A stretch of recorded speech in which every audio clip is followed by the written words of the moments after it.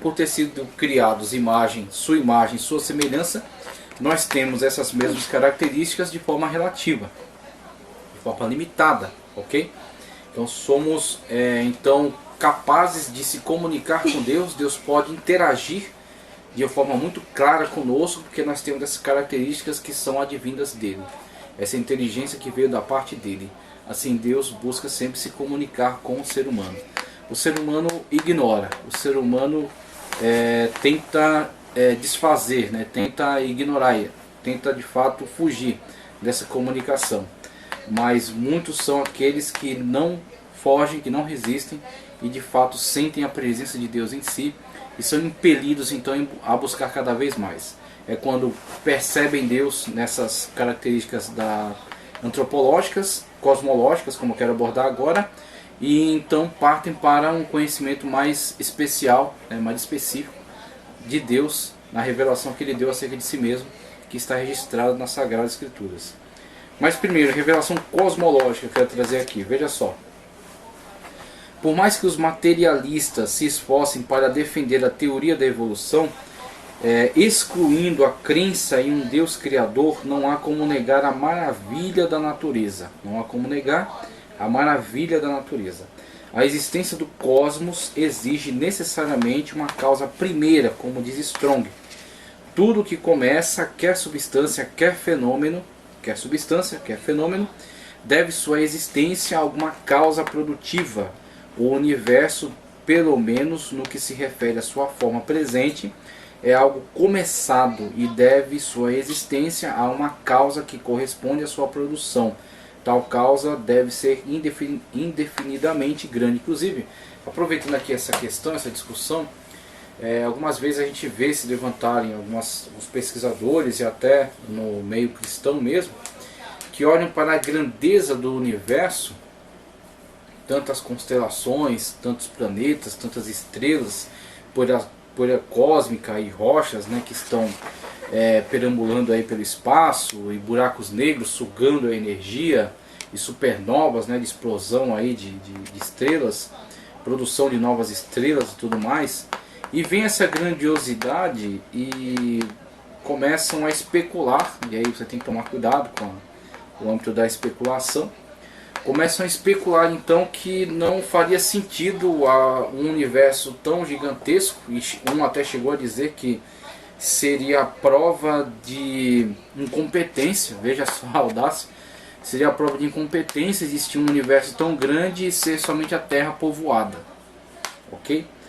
Então olhamos para essas questões, e até foi no programa do César Cavalcante, ele deu um bom conselho, né, para a pessoa que se manifestou dessa forma, e foi para tomar mais cuidado com as declarações, porque na verdade, se existirem seres, se existir ser em algum outro lugar, nós não temos essa informação. Então tudo que dissermos, além daquilo que conhecemos, é mera especulação. Temos que tomar cuidado, porque o campo da especulação não tem regras. Então você pode especular acerca de diversas possibilidades, diversas hipóteses. Então o que temos estamos nós aqui no planeta Terra, esse pequeno planeta no sistema solar, na galáxia, na Via Láctea, e em torno de nós há todo um universo parcialmente conhecido, minimamente conhecido, ok? Então é o que temos até agora, aqui estamos nós aqui. Agora, se o universo é tão grande e nós somos tão pequenos, acredito que a maior lição é a demonstração de um Deus que é tão grande, de um Deus que é tão extraordinário, e de um ser humano que é tão pequeno. E que mesmo sendo esse ser humano tão pequeno, este Deus tão extraordinário, ele se importa conosco. Ele cuida de nós. Ele criou um ambiente onde é possível a vida. Um ambiente singular. Porque se ajustado com qualquer qualquer defeito de mais calor ou menos calor, determinada posição diferencial na qual está o planeta Terra em relação ao Sol, em relação aos outros planetas, em relação ao seu lugar no universo, nós não estaríamos aqui. Então vemos aí como Deus de fato foi tão específico, tão extraordinário, né, na criação de um ambiente possível no qual a vida existiria.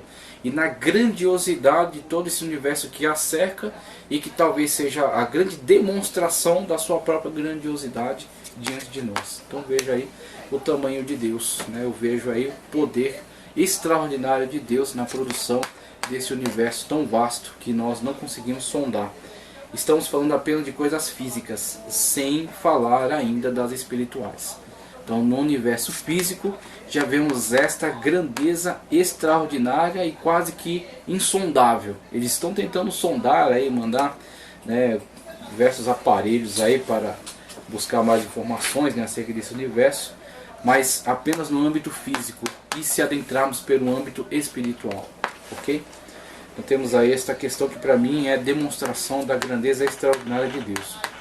A harmonia existente nos reinos animal, vegetal e mineral exige necessariamente um design inteligente. Aí vemos, por exemplo, o criacionismo científico, né, tratar muito acerca do chamado design inteligente, né, essa defesa, né, que é feita em relação à necessidade de uma inteligência condutora de todo o processo de construção desse sistema que funciona, esse sistema que produziu, né, esse sistema no qual é possível a vida. Então, uma vez que tudo está funcionando de uma forma tão extraordinária, né, de uma forma combinada, então é necessário uma inteligência que tenha conduzido isso. Não pode ser um processo cego, não pode ser um processo randômico, tem que ser um processo conduzido, orientado. Ok? É onde entra o design inteligente. E o design inteligente nós entendemos claramente, né, de forma muito objetiva, como sendo Deus. Deus é essa inteligência. Ok? Como a natureza, de modo autônomo, seria capaz de criar espontaneamente o reino animal. É quase, vamos dizer assim, um animismo, né? Entender que os próprios elementos têm inteligência e se autoconduzindo para esse processo no qual passam a constituir uma vida. Então é quase um animismo, é quase retornar a manifestações religiosas muito básicas, né? Como totemismo, animismo, né? Quase como dizer que os rios e as pedras têm espíritos, é algo assim.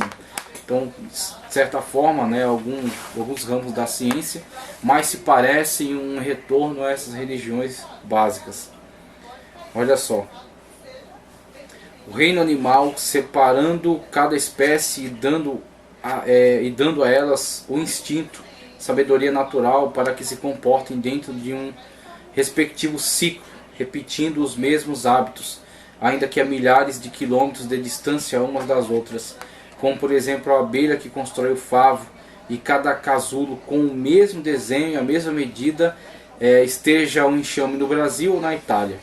O que dizer do DNA, ácido desoxirribonucleico, capaz de reunir todas as características de uma espécie, seja animal ou vegetal? O que dizer do cruzamento sexual gerando a vida?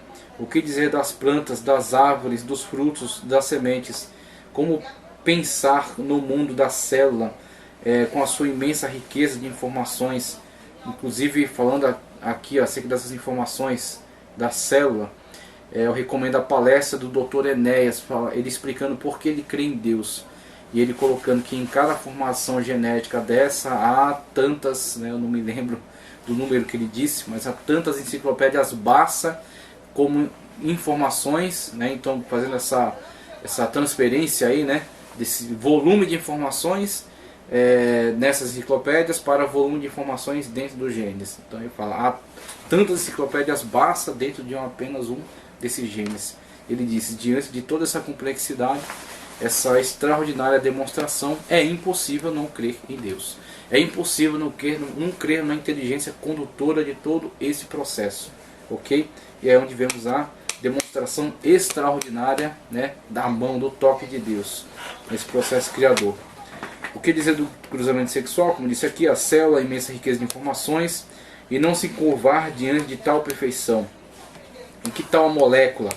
Como não se curvar para observar o átomo, a menor partícula da matéria, e não admirar sua divisão em prótons, nêutrons e elétrons? Sem dúvida, a assinatura de Deus está em toda parte. Não é preciso ser cientista, nem mesmo entender os exemplos oferecidos pela natureza, para admitir-se a existência de algo ou alguém maior por trás de toda esta beleza e grandeza. Isso basta, diz Paulo, para que o ser humano seja inexcusável diante de Deus. Romanos 1:20. A partir dessas revelações, o homem não tem opção, mas a obrigação de crer. O salmista Davi assim resume essa revelação natural. Os céus manifestam a glória e o firmamento anuncia a obra das suas mãos. Os céus manifestam a glória e o firmamento, tá certo? A terra, a natureza, a atmosfera, a biosfera, anuncia a obra. Eis aí, né, a grande obra de Deus, a perfeição da obra de Deus. E ele traz outros argumentos aqui, que também quero compartilhar. O argumento teleológico, telos, tá certo? De objetivo. Há um propósito, há um objetivo, então, nas coisas. E vemos aí pela sua ordenação e funcionamento, vemos que ela tem então um fim, né, um objetivo, um propósito. Então vemos aqui o argumento teleológico. A ordem e a adaptação do universo constituem-se em uma prova de que Deus existe. Então as coisas abandonadas a si mesmas, sem uma condução inteligente, tendem ao caos, tendem à destruição, tá certo? Tendem ao distanciamento, à desagregação. O que as agrega é um elemento inteligente condutor, ok? Então isso que as agrega, uma energia, tá certo? Que as conduza. Então vemos aí que há necessidade então de um ser que promova, que produza, tá certo? Essa constituição, essa construção, essa sistematização, esse objetivo. A ordem da adaptação do universo constitui-se uma prova de que Deus existe. Os termos gregos telos, fim, e logos, razão, formam a palavra teleologia. Teleologia, ok? Veja só a palavra. Que indica finalidade, há um fim, há um propósito. A teleologia, neste caso, é empregada para considerar o propósito do universo e tudo que nele está contido. O argumento teleológico contribui para mostrar que tudo quanto há no mundo resulta de um desígnio divino. Tudo quanto há no mundo resulta de um desígnio divino. Há um objetivo, há um desígnio, há uma inteligência, uma condução. Um desígnio pressupõe um designador. Por toda parte, o mundo exibe marcas do desígnio. Portanto, o mundo deve sua existência a um autor inteligente. Sendo tal a natureza do desígnio, é uma verdade auto-evidente, ou mesmo uma proposição idêntica de que o desígnio é um indicativo de inteligência, vontade e poder. De que o desígnio é um indicativo de inteligência, vontade e poder. É dizer simplesmente que inteligência no efeito implica inteligência na causa. Inteligência no efeito, o efeito gerado, o efeito produzido, o fenômeno, é inteligência na causa. Uma vez que o efeito foi inteligente, foi produtivo, foi sistemático, ok? A causa assim o é. Então a causa de fato é inteligente. A causa não é cega, a causa não é ao acaso, não é randômica, mas sim inteligente, né? E fornece então um desígnio, fornece então um telos, certo? Uma teleologia para essa constituição. A inteligência de um computador está no seu inventor e construtor. Assim é com a natureza. O desígnio requer um agente inteligente. Tomando como exemplo do universo apenas o sistema solar, observamos que os movimentos entre os 4 planetas que o constituem, Mercúrio, Vênus, Terra e Marte, formam órbitas elípticas ao redor do Sol. Esses planetas estão em mútua interação, medida pela força gravitacional, respeitando respectivamente o movimento e a distância do outro. Os modos como os órgãos do corpo humano funcionam, cumprindo cada um o seu papel, requerem uma observação tão específica que obrigou a medicina a dividir-se em especialidades para atender a cada um deles. O olho é de uma complexidade tão grande que deu origem à oftalmologia.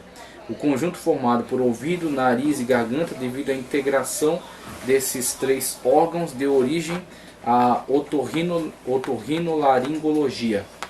O sistema digestivo deu origem à gastroenterologia, o coração à cardiologia, assim por diante. O que dizer do mundo vegetal? Cada planta tem sua fisiologia, com seus diferentes formatos, tamanhos, beleza próprios. As plantas são necessárias para garantir a sobrevivência do planeta, fazendo a fotossíntese, que é um processo físico-químico nas células, realizado pelos seres vivos clorofilados, que utilizam o dióxido de carbono e de água para obter glicose, devolvendo para a natureza o oxigênio. Olha o sistema, olha o funcionamento. Nós absorvemos o oxigênio e devolvemos gás carbônico. Eles absorvem e devolvem oxigênio. E temos, né, o meio ambiente, né? Temos aí esse sistema de funcionamento. Vemos aí, as plantas oferecem matéria orgânica como alimento para os seres animais, para que se reproduza. O mundo vegetal produz sementes e pólens. As abelhas, ao buscar o néctar do fundo da flor, polinizam a vegetação, disseminando a semente minúscula das flores por onde voam, para que elas se reproduzam. Ao extrair o néctar, a abelha carrega-o consigo até o favo, onde se encontra com outras abelhas e fazem o mesmo. A água do néctar evapora e o que resta é o mel. Então vemos aí esse processo harmônico, maravilhoso e extraordinário, que é fruto sim de uma inteligência condutora. A cadeia harmoniosa que integra o solo, o homem e todo o reino animal, incluindo os insetos e o reino vegetal, com outras forças da natureza, como a luz do sol, a escuridão da noite para o trabalho de fotossíntese, os ventos, as chuvas, o frio, o calor, os montes, os vales, as geleiras, os elementos químicos e o modo como um elemento interage com outro elemento, gerando dependência mútua, cumpre propósitos minuciosamente desenhados para garantir a manutenção e a sustentação da vida. Os cientistas fazem descobertas extraordinárias na natureza, porém nenhum deles pode ufanar-se de alguma criação. E aí onde entra uma diferenciação muito grande, né, que nós temos que notar. Mesmo que haja muita grandeza, né, na investigação dos movimentos, né, para se compreender esses movimentos, né, essas características da natureza, não há, e a ciência não se propõe a isso em momento algum, não há criação de algo que seja tão extraordinário e que funcione de uma forma tão equilibrada. Então, assim, a descoberta e a investigação para melhor compreensão. E quando a compreensão, muitas das vezes, há a conscientização para a preservação. Mas a preservação de algo que já estava posto, que já estava funcionando há muito tempo antes mesmo deles existirem. Então vemos aí este sinal, esta marca, né, extraordinária de que este ser inteligente, extraordinário e grandioso colocou tudo isso em funcionamento, colocou tudo isso em existência, né? Trouxe a existência a isso de uma forma extraordinária. E o homem, por meio da inteligência dada mesmo por esse Deus, que é marca desse Deus nele, investiga e descobre. E quando ele é muito inteligente, muito honesto, glorifica a Deus, né, por toda essa demonstração que encontra na natureza, né, como é maravilhoso. O conhecimento revelado de Deus, para que nós possamos aí para outros conteúdos que eu quero também compartilhar com você nessa aula. Veja só, o conhecimento revelado de Deus. Embora o conhecimento subjetivo de Deus tenha sua importância no sentido de provocar no indivíduo algum interesse pela revelação, o conhecimento objetivo de Deus se dá no meio das sagradas escrituras. Ok? Então aqui temos um conhecimento objetivo de Deus. Ok? Temos um conhecimento objetivo. É Deus falando acerca de si mesmo. Como já citei o texto no qual Moisés se encontra com Deus na teofania da sarça ardente. Ele se aproxima e ele dialoga com Deus, e Deus, interagindo com ele, o convoca para uma missão de libertação do povo do cativeiro egípcio. E Deus então, Moisés roga a Deus que lhe diga seu nome, para que ele se apresente e diga ao povo o Deus que o enviou. E Deus fala acerca de si mesmo, dizendo: eu sou o que sou. E isso é extraordinário para mim, porque essa é a definição de Deus acerca de si mesmo. E aí vemos a Sagrada Escritura nos dando o conhecimento correto, o conhecimento certo, o conhecimento objetivo acerca de Deus, das suas características, da sua natureza, da sua exigência para nós. A natureza nos instiga a buscar e a Escritura nos diz quem é Deus. Veja só. O conhecimento objetivo de Deus se dá por meio das Sagradas Escrituras. O Senhor protestou a Israel e a Judá pelo ministério de todos os profetas e de todos os videntes, dizendo: convertei-vos de vossos maus caminhos e guardai os meus mandamentos e os meus estatutos, conforme toda a lei que ordenei a vossos pais e que eu vos enviei pelo ministério de meus servos, os profetas. Segundo o livro dos Reis 17:13. A palavra dos profetas, que serviria de orientação perpétua para os hebreus, foi escriturada e se efetivou por ser palavra de Deus. Deus continuou falando depois do tempo dos profetas veterotestamentários no Novo Testamento. Havendo Deus antigamente falado por muitas vezes, de muitas maneiras, aos pais pelos profetas, a nós falou-nos nesses últimos dias pelo Filho amado, o Senhor Jesus Cristo, o Logos divino pré-encarnado que veio até nós, né, e se constituiu na palavra de Deus viva entre nós. Hebreus 1:1. As palavras registradas do Filho permanecem vivas e são fonte de revelação segura de Deus. Então você tem Deus por meio do homem, ok? Natureza, moral, inteligência. Você tem Deus por meio do cosmos, toda a criação. E você tem Deus também, a revelação acerca dele, principalmente através das Sagradas Escrituras. Ok? Então eu trouxe aqui o conteúdo de Walter Brunelli e quero acrescentar mais algumas leituras que são importantes, tá certo? Para nossa compreensão melhor acerca disso. Falando ainda acerca de revelação cosmológica, aqui na Enciclopédia de Bíblia, Teologia e Filosofia, de Champlin, da editora Vida, ok? Editora Vida, aliás, perdão, editora Agnus, tá certo? O livro da editora Agnus.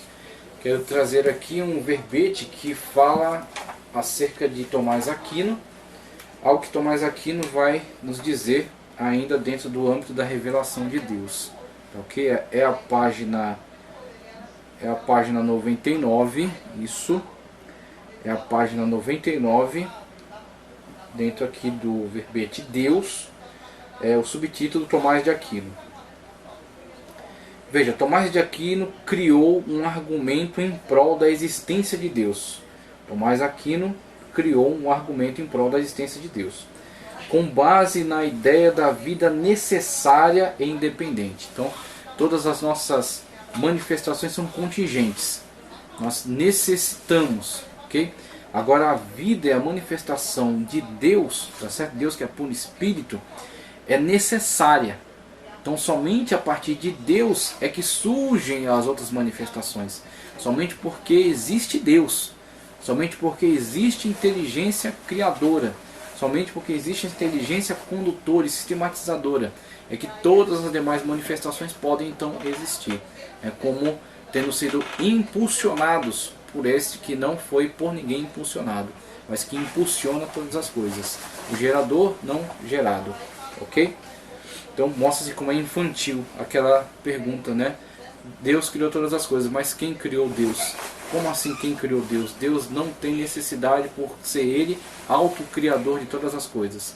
Então Deus criou todas as coisas e é aquele que não foi incriado, ok? Ele é a origem, na verdade, de todas as coisas. Tudo que foi criado origina-se nele.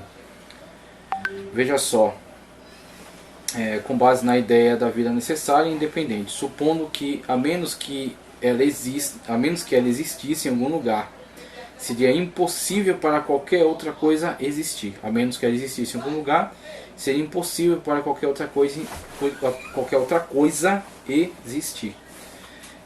A alternativa do pensamento de que alguma vida necessária foi a origem de toda a vida dependente é o regresso infinito de uma causa para outra, ad infinitum. Ou seja, uma coisa teria sido a causa de outra, mas ela por sua vez também teria a causa, e esta causa teria sido causada por outra coisa, etc.